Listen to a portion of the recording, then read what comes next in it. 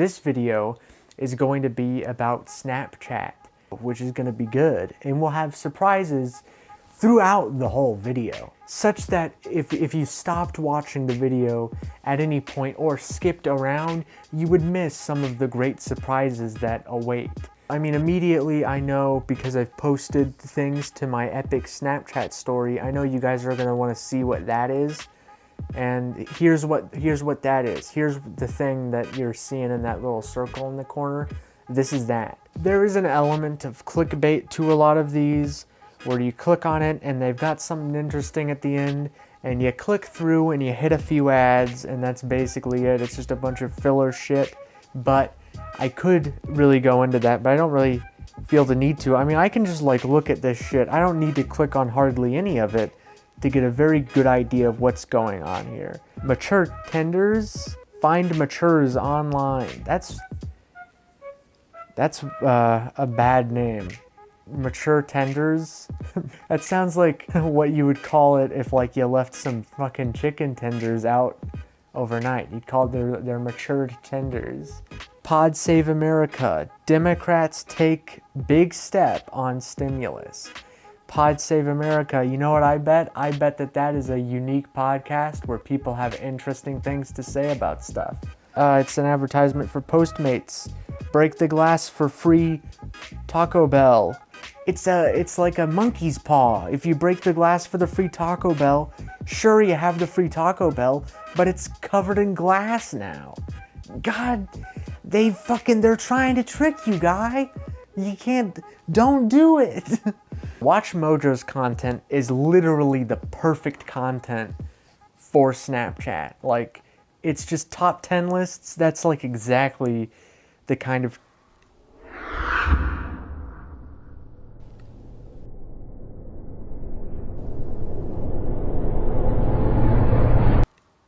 That's like the exact kind of shit that would work well in this sort of awful format. It's a terrible way to consume anything, really. This Nickelodeon moment would not fly in 2021. Wow, really? Television shows from like 2008 have politically incorrect ideas in them? Holy shit. And guys, I've recorded like 20 minutes so far, and I know that not a lot of that is going to make it into the video. I'm sort of trying to figure out what the video is about as I'm going, and it's going not the most successfully, but you know, whatever. We're figuring it out. It's going. We're rolling. We're going. We're keeping on going. We have 2 bedrooms, one for each of my lovers. You know, that's perfectly fine. Go ahead and do that. But like, that sounds like the worst thing. You know what? It sounds like you'd have to have a schedule. It sounds like if you don't have a schedule, that would start breaking down really fast. That sounds awful. Mature blacks, join and enjoy. Half of this shit is dating apps. Hey, for all of my mature African American subscribers, hey, maybe check this out. Rip to my dude who died and got a story in Gaming Bible. Ooh, mashed. Game over for Mario, and it's Mario drawn like Goku. Man, you know, I just came up with this crazy idea, and it's very funny. I think it would make people laugh. You see, what I do is I take 2 pop culture IPs, and I put them together, and I make a funny parody video. Here's an idea for one. Here's an idea for a hilarious parody video. Here's an idea for an animated video that I will spend 80 hours animating. It's called Mario Meets Sonic.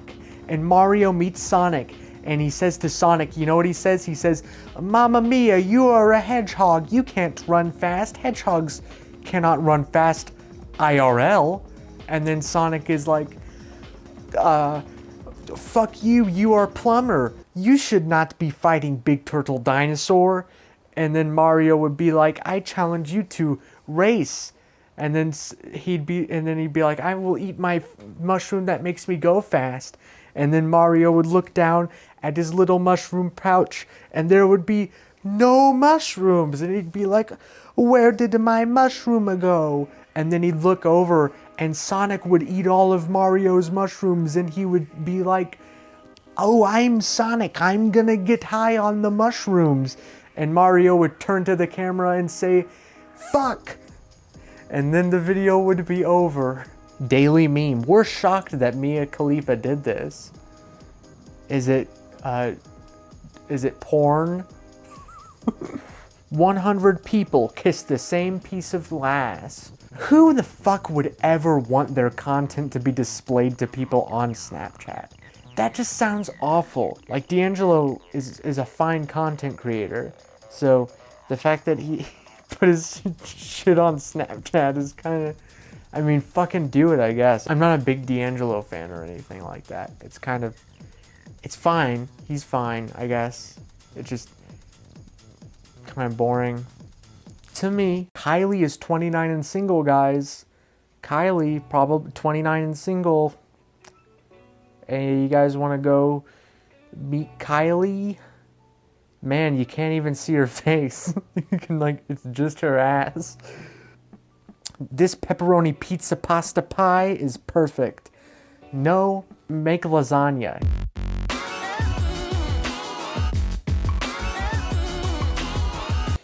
Well, I just looked at that, and you know what? Lele Pons is not very funny. But honestly, even Lele Pons really kind of deserves better than Snapchat. No, that's wrong. She doesn't really. This is fine for her content. I was going to make a big point about how even Lele Pons' content shouldn't be, is too good for this format. But, I mean, not really. I don't know. Like, hey guys, guess what? Lele Pons isn't very funny. Isn't that hilarious? Oh my god. I've just spent like 40 minutes talking about all sorts of shit. That's likely going to be cut down to like 5 minutes. But now I want to talk about Bitmoji stories. Let's look through some Bitmoji stories. I didn't look through these, so hopefully I actually find ones that are funny. Bedtime texting. My phone is buzzing. Do you ever think about how many dogs there are in the world? That's like a thing that you would say in like a conversation with somebody where like it was like awkwardly quiet. Like, okay, I'm saying that and somebody's like, I would say that, Wilson. Sorry, buddy. Fuck you, I hate you. Hey, Wilson, do you ever think about how many dogs there are in the world? I don't know, probably like at least 100, probably not more than 50 billion. There you go. So here begins the Bitmoji story. With my classic phrase, another day, another dollar. That's my famous catchphrase that I say all the time. Every day I wake up, I say another day, another dollar. And I'm just walking down the street with no shoes on, smacking my toes against the concrete like nobody's business. And then I just, well, what do you know? Sometimes you find a dollar. If you, it's a sort of like affirmation thing where you're like, another day, another dollar. If you keep saying that, a dollar will eventually materialize, because that's the power of your fucking mind and your mind thoughts. Now what to do with my newfound wealth? And my eyes turn to big old dollar signs, because I got all that, I have money now. Hello sir, I'd like to purchase this pack of gum please. That'll be $1.25. This probably went over a few of your heads. I found $1 and I wanted to buy gum with $1, but the gum didn't cost $1. So the joke is that you find $1 on the ground and then you want to buy something that costs more than $1 so you can't get it. It's just not a joke. That's it. It's just, you wanted to buy something for $1? Well, maybe don't get something that costs more than $1, because you can't buy that with $1. That's not, you can't do that. Well, at some point my little, my audio recorder ran out of battery. That or my actual microphone ran out of battery. Either way, I think the last few minutes of what I did is probably gone, but I don't know what that is right now. Basically what I did is I looked at this very funny Bitmoji story. I guess I'm just gonna do it again. This story says, "What a great time to sit down and do my homework. This sure is homework, all right. Can't work on an empty stomach. Guess I'll fetch a snack." I love fetching snacks. This is definitely relatable to me. 3 hours later.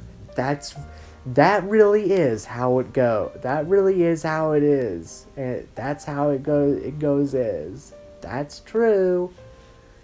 Oh man, this homework is definitely causing me some trouble. It's impossible. I'm having so much trouble. Oh wait, I got it. Oh, the homework was really simple. So it was like sort of yeah, so it's like how, yeah. Because the homework was actually really easy, but it was like really hard. Yeah.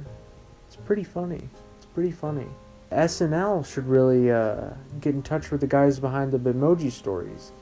They got some pretty funny stuff rolling around in that noggin of theirs. I'd love to pick their brain. If you know one thing about me, I love picking people's brains. You know, sort of figuring out what makes them tick. That's kind of my thing. And especially people with interesting, big, smart brains, like the people who clearly write Bitmoji stories. But that's all I'm gonna do. That's it. No more Bitmoji stories for now. Comment down below drawing suggestions. Thanks for watching. Like, comment, and subscribe. I have a second channel. Go ahead and check that out. The link will be in the description, and I guess I'll put the channel up at the end of this video, so you can look at that. I bet a lot of people just don't fucking wipe their ass. They drop it, plop it, and then they, nothing else rhymes with that. Then they leave the bathroom.